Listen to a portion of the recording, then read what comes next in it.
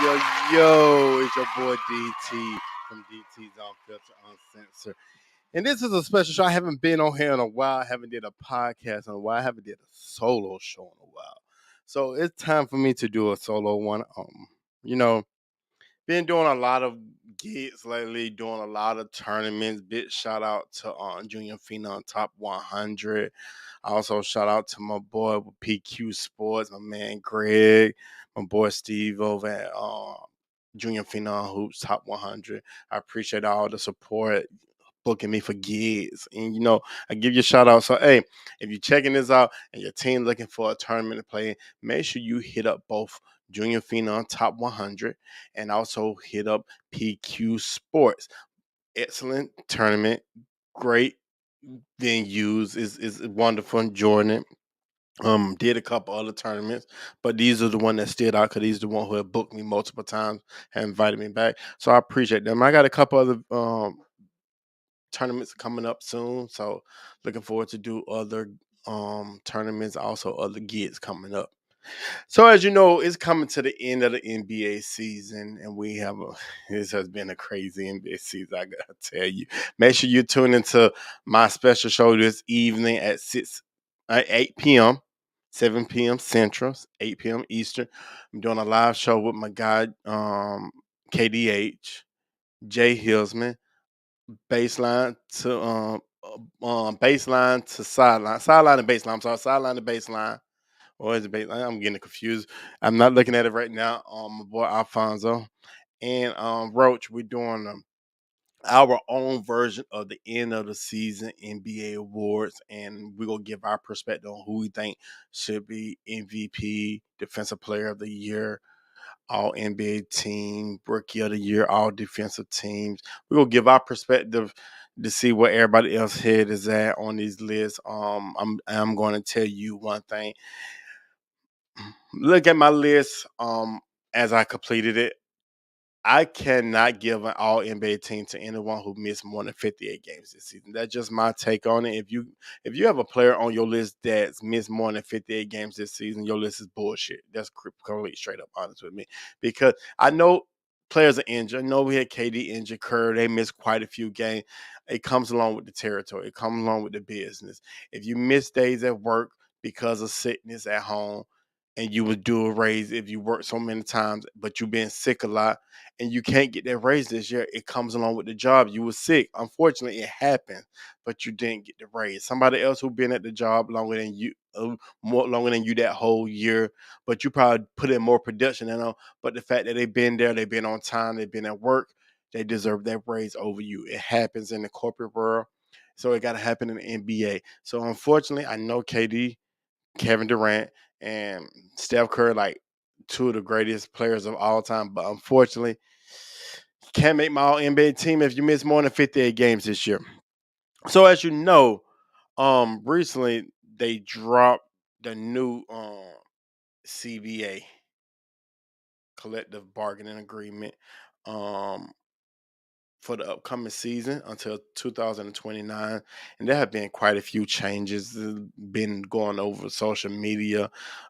Sirius XM NBA radio and other outlets have been giving their feedback on certain things they like, they agree with, they disagree with. Everybody has different perspective of it. So I decided, hey, why not? Why come on here? Why not I come and do it? Because I watch NBA all the time. I pay attention. I watch it. I can't say religiously, but I watch it close to it. I listen to NBA radio 24/7 on the way to work, on the way home, when I'm out doing DoorDash. I do listen. That's all I listen to, NBA radio. So that's what my station know. I hear everybody's perspective. I agree with some stuff. I disagree with some stuff. It comes along with it. You're not gonna agree with what everybody say. So that's how it is. But so I decided to give my perspective on. Now, some of it I don't really care about. I'm being honest. Some of the stuff they talk, they got an agreement. I went over. Nah, not really something I care about, like the luxury tax and all that. That didn't really care. That didn't really stick out to me. So it is what it is, because I look at those numbers and then I agree with a lot of stuff they said. So it didn't really stick out. So it's three things that actually really stuck out to me that I want to discuss on my show today, real quick. One was the positionless All NBA teams. The other one was the in-season tournament. And the end of the season NBA awards minimum. And I just spoke about that, like I told you on my list. If you miss more than 58 games, you don't make my list. I mean, I wish I had an opportunity. I wish I wanted people who got the vote on who makes the All NBA team, because I'll be real honest with them. And you have a lot of people out here that give bullshitty excuse, the bullshitty reason why somebody missed more than 50 game they should be on an All NBA team. But everybody have their opinion, but everybody have assholes. So everybody has one, so it doesn't make a difference. Now, also, we're going to touch on Mr. Draymond Green made a comment. So he did on his podcast show that he spit a lot of bullshit on his podcast show. I know he got a platform, and I know who he is, and yeah, he's this NBA star. But a lot of stuff he said in his podcast show be bullshit, and we entertain it. So of course I'm going to entertain it as well today on my show, even though I don't want to entertain it, but it pisses me off so much. I want to entertain it. So the first thing I'm gonna jump into is the positionless All NBA team. Okay, here's how I take on it. Right now, in order to be on the All NBA teams, it's two guards, two forwards, and one center. And you have the All NBA team, first, second, and third. Well, what the CBA is doing, they taking away the position. So the All NBA team could be the first five. The first team could be combination of any position. So it could be five damn guards on the first team. The second team could be all forwards. Third team could be all centers. Don't think it's going to happen like that. I will hope it doesn't, but that can happen. Or it could be all guards, the first and second team, and then all forwards and maybe three forwards and two centers on the last team, which is kind of really, honestly, it's fucked up. Just being completely honest. Yeah, you just letting you know it's fucked up to me, because I feel like, you know, how this is what I say. If you want to make the All NBA team, bust your ass.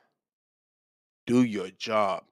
If somebody's a step ahead, you do more work than them to get to that level.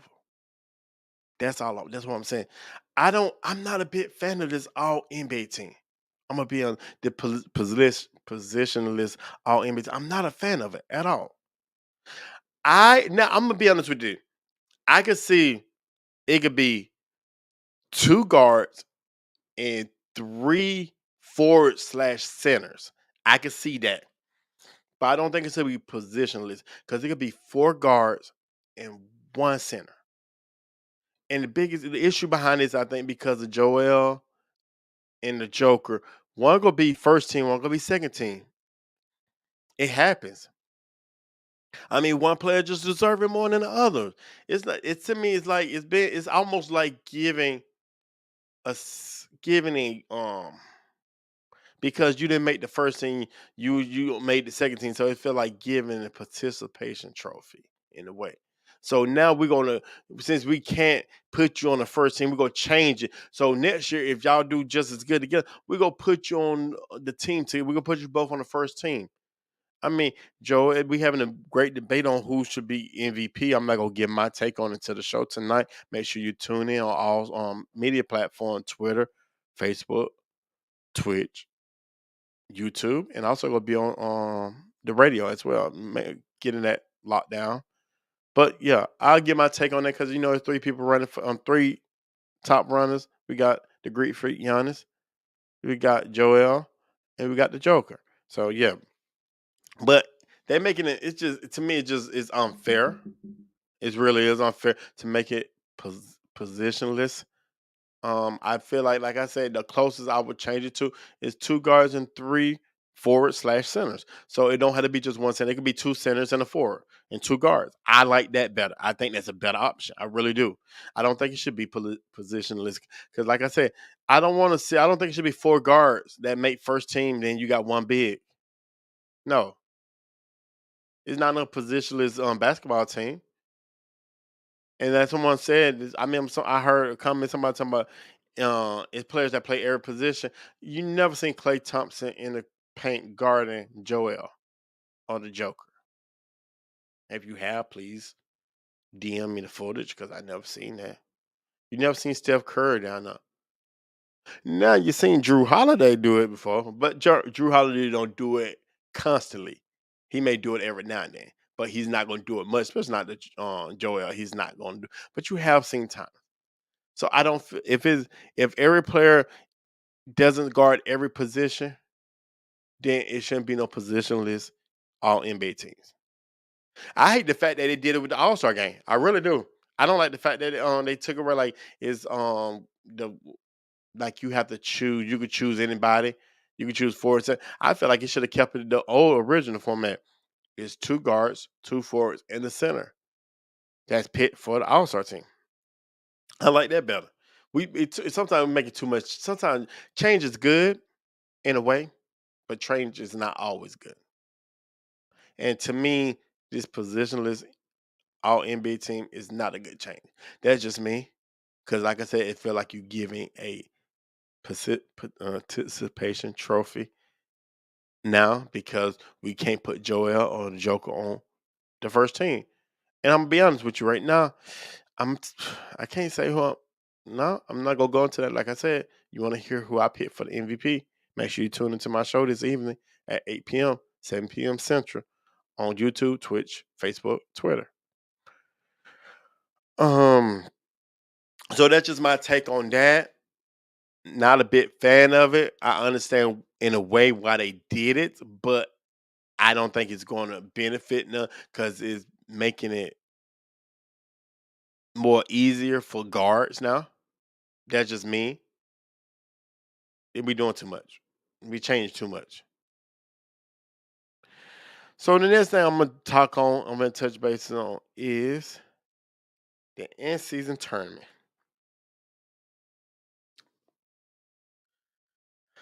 We already have the play in, but you have the 7 through 10 battle for a playoff spot. I'm still, I like it, but I don't like it.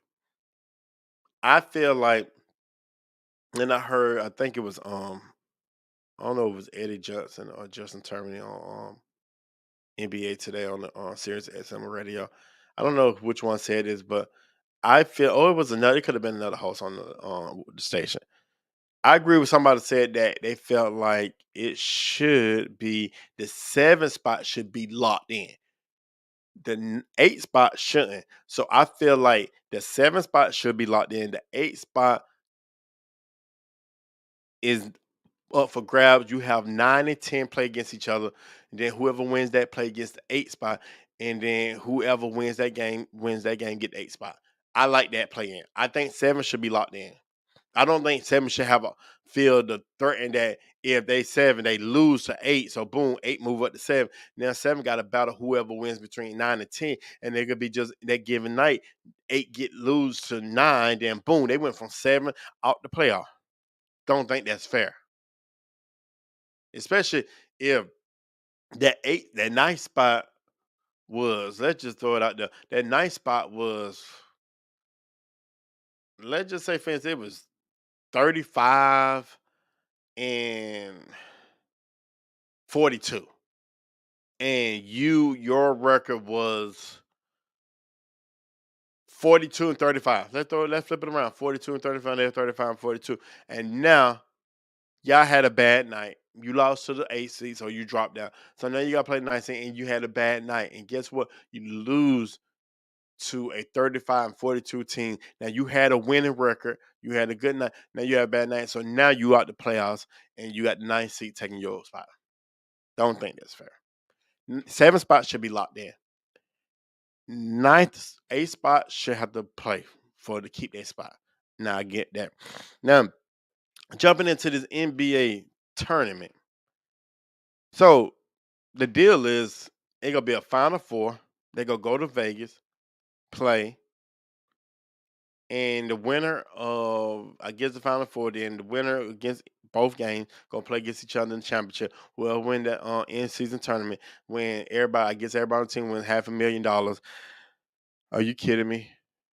These NBA players making 30 plus million a year, 20 plus million a year, 40 plus million. Is it few that gonna be making 50 plus million? You think somebody really care about $500,000? Half a million. Me? Hell yeah. I would love that. Half a million for me, yes, definitely. You really think Kevin Durant, Giannis, the Joker, Joel, James Harden, Chris Paul, LeBron, Russ, Paul George, Kawhi, Steph Curry, Klay Thompson, Trey Young, Devin Booker, Luka Doncic, Kyrie, Jimmy Butler, John Morant, LaMelo Ball. You really think Jason Tatum, Jalen Brown? You really think Dame Dollar? You think they really care about $500,000? They probably spend that in a month. Some are probably spend that in a week, in a day.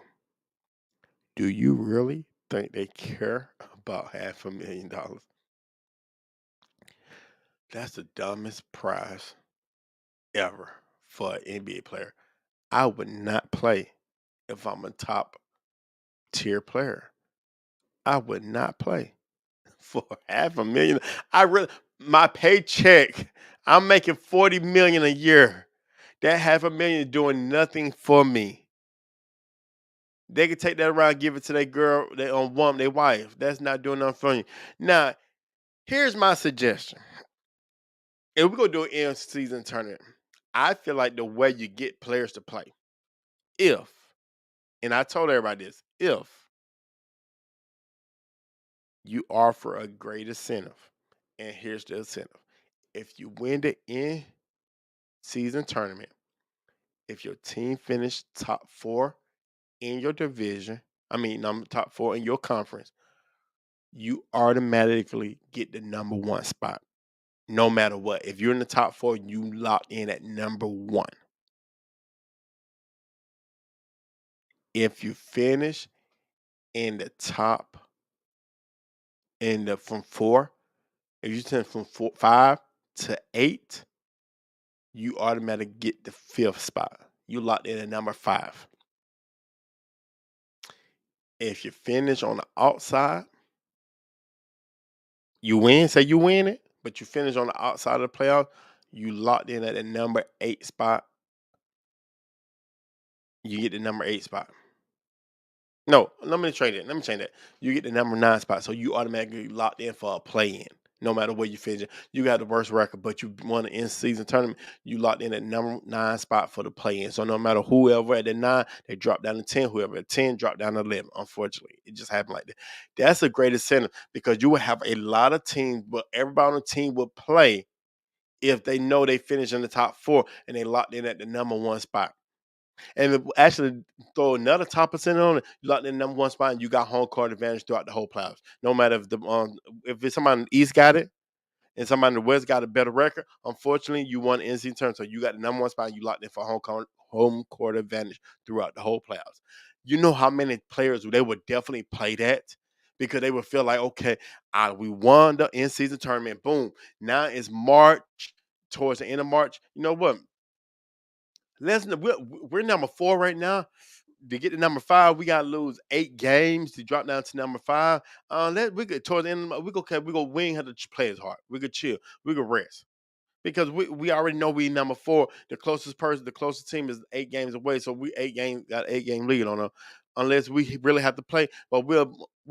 Unfortunately, load management coming in, but we'll chill because we know we gonna get the number 1 spot. We gonna get home court advantage throughout the whole playoffs.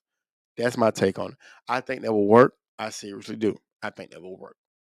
Hey, they need to look into that. I hope they look at somebody look at this interview, the video, and send us like, hey, you need to check that out because that would be a great um incentive. I think a lot of players will play then. But right now, $500,000, hell no. Only people want to play is the people got vet minimum deals or the ones on like the players that on the way out, the George Hill, the Patrick Beverly, stuff like that. They'll play because they'll want to have him in. Because right now, if they're making 2.5 for that year on a vet minimum contract, then yeah, they may want that. But still, at that stage, I think Pat and George and all of them still got enough money. They still don't give a damn about $500,000. That's just me on that. So the last document I want to touch on, well, not last one, but the last one from the CBA, the new collective bargaining agreement, is the end of the season NBA awards. So now here we go on this. The end of the season NBA awards. The new rule is that you had to play a minimum of 6 games to be eligible for a major individual award, including all NBA teams. This is for the league to discourage anybody doing load management. Let me tell you on this. I agree with this wholeheartedly. I really agree with this. I agree because I'm tired of load management. I used to love Kawhi. Not a fan of Kawhi no more because all this load management is like it gets to the point that you're getting lazy. You're making 40 million a year. You complain about playing basketball. You got people out here working 40, 50, 60 hours a week on their feet, digging holes, ditches, on doing construction sites, doing all that, working harder than NBA players. NBA players, all they have to do is play 30 minutes of basketball a day. Yeah, I know it could be considered a lot, but 30 minutes, but you want to take a night off.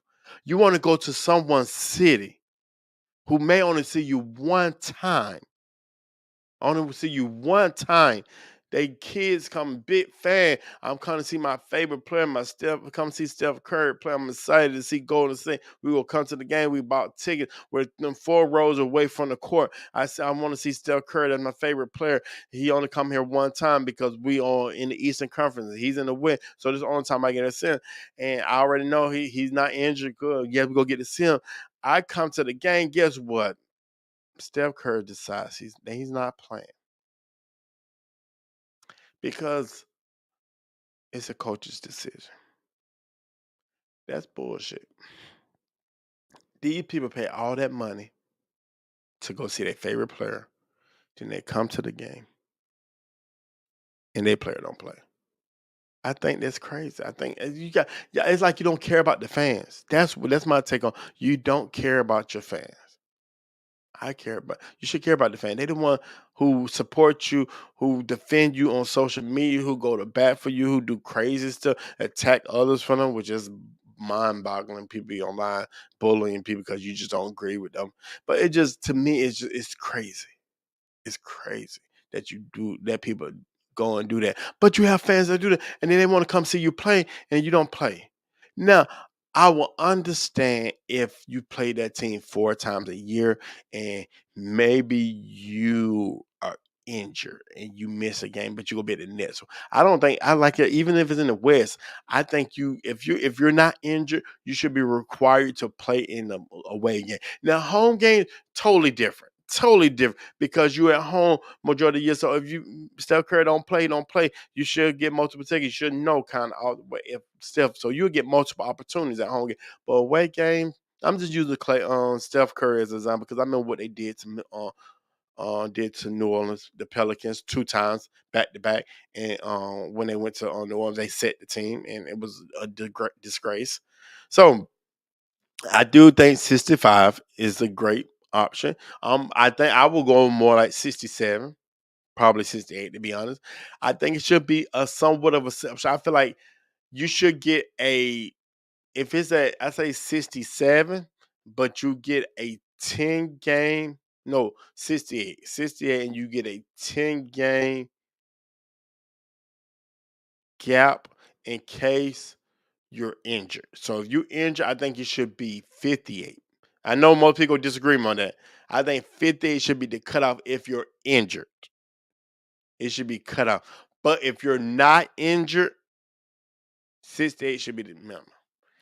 If it's 65, I still think you should get a 7 game curve. That's what I meant to say curve. So if you're injured, you get a 7 game. You get a game out of there. Okay, cool. 7 game. But anything below 50 altogether, no matter if it's an injury or not, you could be 57. Unfortunately, you do not qualify. So I do like this rule. I really do. Most people might not. We finna watch a video of someone who didn't like the rule, and I have my viewpoints on how they handle it. But yeah, this is a great rule. It needs to load management has really destroyed the game in a way. It making people looking lazy now. It really do. Everybody, it's laziness, and I'm not a fan of it. So yeah. All right. So we go listen to Draymond Green comments, and then I'm gonna have something to say about Draymond Green. So let me bring up Draymond Green. Here we go. I can appreciate this, and everyone will appreciate this until you got bums on the All NBA team and winning awards because someone didn't qualify because they missed 10 games at some point of the season with an ankle injury. All of a sudden, you don't have any of those guys on All NBA teams, and then what NBA are we representing? When you look back in history and you got a bum on the All NBA second team or All NBA first team because guys miss some games, it won't be so appreciated then, and everybody will be complaining now.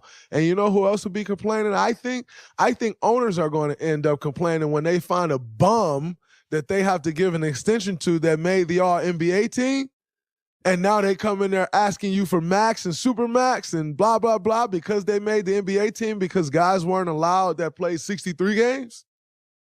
Then we'll get to complaining. Because you're going to have a guy making $200 million that produces at an $80 million level because they made the All-NBA team. Why? Because Steph Curry missed some games. He got injured once, then got injured again, and missed significant amount of games in both of those injuries this year and doesn't qualify for all first team All-NBA or second team or third team, and y'all paying them bum salaries. There's always another side to it. Well, Miss me with that bullshit. Draymond. First off, let me defend all NBA players. There's no NBA player that's a bum. I have NBA players I dislike. I have NBA players I don't think that's good. I think they like below average. But there's no bombs in the NBA. You cannot be a bomb in the NBA. You know how many players that play basketball in this country? You know how many players that play college basketball in this country? You know how many players that actually make it to the NBA league? If I'm not mistaken, it says 450 players, and it's thousands, tens of thousands of AAU players, high school players. It's hundred. It's over 10,000. It's like maybe close to 100,000 players, high school AAU players in this country right now. It's probably over 20,000 college. Well, probably between 10 and 20,000 college players because you got so many different colleges out there. It's 450 NBA players. You're not a bomb if you make it to the NBA. Let me say this one more time. You're not a bomb if you make it to the NBA. And we may criticize, may talk about people and call them trash. And that I think that's just a way of us expressing ourselves as humans when we talk trash about talk about another player. Oh, he trash, oh, he ain't good.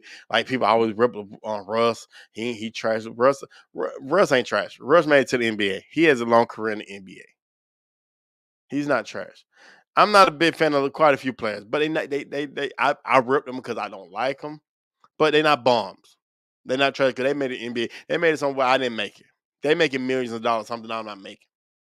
So, I want to bring up this real quick. So we're gonna look at Draymond Green numbers since we talking about bombs right now. This Draymond Green career numbers. Let me take this down real quick because we already know I'm talking about Draymond Green comments. So over Draymond Green career, um, his first year He was at 2.9. Then next year 2.8. So he had 3 seasons, 4 seasons. He averaged more than 10 points a game. 11.7, 14 points, 10.2, 11.0. Then he dropped it down to 7.4. That's how many points he averaged per game. That's how many points he averaged per game. So he talking about bums in the NBA getting all NBA teams. All NBA team bums. So I'm gonna bring up a couple players that I did some research on players with stats, and I'm gonna compare them to Draymond's real quick. So this person right here had a longer career than Draymond so far. He had 12 points once at the beginning of the season. Then it went up to 11. Then he had 9 the following season. Then he went to 14. He went to 10. He went to 16, 12 points, 16 points, 10 points, 9 points, 10.9.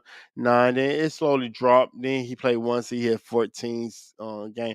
So he slowly dropped. So these are bomb numbers. This is considered a bomb number. This player has never made a, if I'm not mistaken, all NBA team at all in their career. But they had better numbers than Draymond. Better numbers. So if this is what we consider bomb, then we look at what Draymond did. Probably consider it's a bomb number. I mean, come on. I mean, you could. I got one more person I want to show. One more stats. And I'll tell you who the stats are. And say, so here go another person. Here goes somebody closest to Draymond numbers. This is much better on comparison. This person first career average 6.6, 5.6, 10.2, 10.0, 9.9, 9.5, 12.2, 7.6, 7.9, 7. And so you see the numbers right here. So this is someone who's considered to have bomb numbers. This person never made a all NBA team. If I'm not mistaken, they made a probably I think they made an all defensive team, but they never make an all NBA team. So these are the people that we're gonna compare. So Draymond called NBA players in the league bombs, making all NBA team. So but Draymond made an all NBA team, but he has bomb numbers. I had a conversation with a friend recently about this. We got in he discussed because he said Draymond Green numbers are not bombed. Draymond Green numbers are bomb. Draymond Green, he was on any other team would be considered a bomb. I don't know what. See that some people I don't listen to when they talk about basketball. Just because you play it at a high level or you play at a professional level, sometimes it doesn't mean nothing because it's NBA players that I know coach AAU teams. They're not good coaches. So just because you played the game of basketball, don't mean you could coach basketball. It's simple. There's a lot of people that been in the NBA that out here coaching on AAU team and they can't coach worth a lick. So just because you at a professional level doesn't mean your opinion makes sense.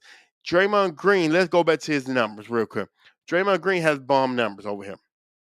Legitimately, Draymond Green has bomb numbers. I know he got high assists. Yeah, he do. But it's still bomb numbers thing. I mean, you ain't and people give Draymond a lot of credit that he deserves. They said without Draymond, they don't think Golden State would have won all the rings they won. I don't think that's true because I think still Clay and Steph could still did it without Draymond. It would have been somebody else stepped up to that plate, and somebody who else probably stepped up to the plate probably did a little bit more than Draymond. Draymond just fit in the system because Steph and Clay knew they didn't have to feed the ball to Draymond to score. Draymond was good with his position. Draymond knew he was in heaven when he was around them because he didn't have to do much. He just had to play defense, get rebound, and kick the ball out to people. That's all he did. They didn't care. They didn't say, "Oh, Draymond, we need you to score. We need you to do this. We need you to do that." So people they give him so much credit for what Golden State has done. Now, Draymond is uh he has been a factor on the team, but I think honestly anybody could have filled those shoes. Anybody. They could have got any big. I mean, David West at his peak, David West could have filled those shoes at the time. If David West would have came over early, David West could have filled those shoes. It's a lot of players that came in at the same time that could have filled those shoes. So I think people need to stop. Because I'm gonna be honest with you. PJ Tucker could have filled those shoes over there. PJ definitely could have filled those shoes that Draymond doing. Because if you okay, you put PJ Tucker on teams. PJ helped the Milwaukee Bucks win the championship. He was a factor behind that. He wasn't the main reason. They ain't gonna go in history saying, hey, it's because of PJ Tucker, the reason why the Milwaukee Bucks won. But he was part of the team. PJ Tucker went to Miami. He didn't do nothing. PJ Tucker with the 76ers. He still didn't do nothing. That's how I feel about Draymond. Take Draymond, put him with Miami. It still when he went did nothing. Take Draymond and put him with Philly. He may make an impact. Take Draymond, put him with Orlando. Nobody won't care about Draymond. Take Draymond, put him with Houston. Nobody won't care about Draymond. Draymond get too much credit for the little bit that he has done. I mean, he has help, but he's not decided fact. Because, like I said, you could take Draymond out there and put PJ Tucker right now. They still would have won all those rings. I could promise. I could guarantee with PJ, they would have still won all those rings. Because PJ, to me, PJ played better defense than Draymond. I think Draymond probably be a little bit more facilitator, could pass the ball a little bit better, but he plays defense. So I'm trying to think of who else in the NBA that plays good defense that could have filled that role. I know it's a couple players. I can't get them think of them on top of my head right now. Julius Randle, he could have went over there, could have filled that position. Julius Randle would if they would have replaced him with Julius, they would have still won the rings. So y'all give him so much credit. He wasn't the deciding factor. He wasn't the one. He wasn't like the number one option. Number two, I don't think Draymond never been even top 3 option. Yeah, somebody. I had a conversation with someone. Someone said that he was the reason why they beat Boston last year. He was part of the reason, but he wasn't the reason to me. Steph was the reason. And it's Steph. No, I'm gonna say the reason why. First, it was experience, and second, it was Steph. Boston didn't have the experience like they did. I promise you, and everybody can tell you that if Chris Middleton never went down, Giannis and them would have went against 70, again against the Warriors, and they wouldn't have beat they would have not beat Milwaukee. I'm letting you know that right now because because Draymond's not gonna stop Giannis. They had no one to stop Giannis at all. Yeah, and that was the Celtics got they got a easy ride, but it came with an injury, and like I said, injuries happen. And like I told everybody, I didn't think Celtics was gonna win last year anyway because they took Milwaukee Bucks to a 7-game series after they didn't even have Chris Middleton. That lets me know that you weren't gonna beat the Golden State Warriors. And I told everybody that. And I have a podcast show I dropped last year, right before that playoff games that they right before the championship. We talked about it, and I said that they weren't gonna win that game. I distinctly came out and said it. But yeah, Draymond Green says some of the dumbest damn comments. Him and JJ Redick, they both got their own podcast show, and they stay on hot topics hot topic when it comes to the NBA because they say some of the dumbest comments. Draymond Green does his job. Will the Golden State Warriors won without him? We never know because it's a what if. Me personally, I think they still would have won because someone else would have filled that role because Steph and Clay was at the peak. It was at the peak. I mean, they was unstoppable. So I think they would have. He still would have won. They still would have won. It may have been a tad bit harder, but I think they still would have won the rings regardless. Nothing would have changed because as soon as Kevin Durant came over there, Draymond Green definitely was no option at it. It wasn't no. He had nothing to do with the deciding factor to win because you had Kevin Durant, one of the greatest shooters of all time. Not greatest shooter, greatest scorers of all time. You had Klay Thompson and Steph Curry. So Draymond was not in fact in that. See, Draymond head got big because Klay and Steph. That's why he got a big head now. He didn't get a big head because he's great, a great scorer, a great rebounder, he's a good defender. He ain't no great defender. He's a good defender. I mean, y'all may think otherwise. I understand. Everybody have their opinion. Had an argument the other day with a friend. He tried to give Draymond his props. You give Draymond your props, but your comment was bullshit too.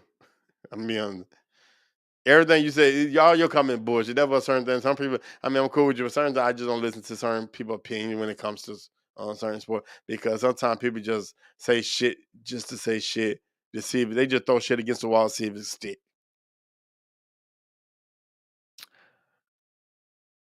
Draymond, there's no bums in the NBA, because if there are bums in the NBA, because Draymond, you have bomb numbers. Those are considered low, below average numbers. Those are players off the bench numbers. Those are like 7-man, 8th-man point numbers right there, averaging 7 point a season. Yeah, I know you got the rebounds and the assists, but come on now, man. They let you know, yeah, you got some assists, but your other team is they helping you. But I'm gonna leave it alone. I just want to get that off.